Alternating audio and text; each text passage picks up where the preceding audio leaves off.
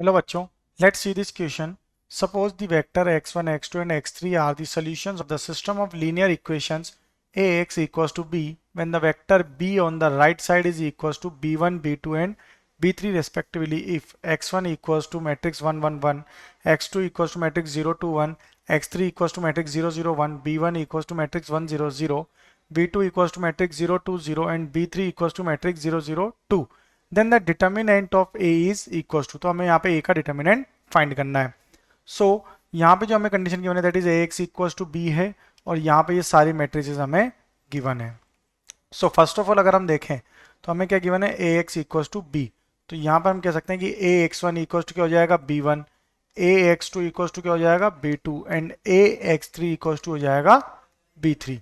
अब इसमें matrix A जो है वो हम सपोज करें उसके एलिमेंट्स क्या हैं a B C x Y Z P Q r. ठीक है, अब इसमें हम देखें सबसे पहले तो A X one equals to क्या है बी वन, ये यहाँ पे सॉल्व करते हैं. तो ए तो हमारा क्या है A B C x Y Z P Q R into X one क्या है one one one one one one equals to B one matrix है one zero zero, so one zero zero. तो ये हो जाएगा A plus B plus C equals to one, X plus Y plus Z equals to zero, P plus Q plus are equals to zero. ये equations होंगी. Similarly second case हम देखें that is A X two equals to B two का. तो A तो same है that is a B C x Y z and p Q r and X two की value क्या है यहाँ पे एक्स टू मैट्रिक्स है zero two one, zero two one and B two matrix है हमारा zero two zero, zero two zero. तो ये क्या हो जाएगा two b plus C equals to zero, two y plus Z equals to two and two q plus are equals to zero. ये second case होगा. अब third case that is A X three equals to B three, ये हम यहाँ पे find करेंगे. तो A क्या है again a B C x Y Z P Q r. x3 जो डिटर्मिनेंट है वो क्या है 001 एंड 002, 001 एंड यहाँ पर है इक्वल्स टू 002. तो इसे सोल्व करने पे क्या मिलेगा c equals to 0, z equals to 0, r equals to 2. अब इन्हें यहाँ पे पुट करते हैं. c इक्वल्स टू अगर 0 को हम इसमें पुट करेंगे तो यहाँ पे b की वैल्यू क्या हो जाएगी 0 हो जाएगी. ठीक है, z इक्वल्स टू 0 पुट करेंगे तो y इक्वल्स टू क्या आ जाएगा यहाँ पे y इक्वल्स टू आ जाएगा हमारा ये हो जाएगा 0, so it becomes equals to 1. ठीक है, ये y आ जाएगा. r इक्वल्स टू 2 पुट करते हैं तो ये हो जाएगा q इक्वल्स टू माइनस 1.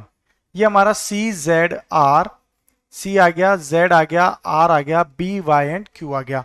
अब हमें क्या फाइंड करना है a x और p की वैल्यू भी फाइंड करनी है. तो वो क्या होगी अब a plus B plus C equals to 1 given है.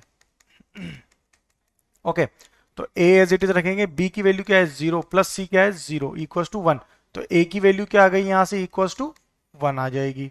Then x plus Y plus Z equals to क्या गिवन है 0, x एज इट इज रखेंगे, y equals to 1 plus z क्या है 0. तो ये है इक्वल्स टू 0, तो x क्या हो जाएगा इक्वल्स टू माइनस ऑफ 1 हो जाएगा. Then p plus Q plus r equals to 0 है, p प्लस क्यू क्या है minus 1 plus r equals to 2 है. तो हो जाएगा p इक्वल्स टू भी माइनस 1 हो जाएगा. ये सारी हमारी वैल्यूज आ गई.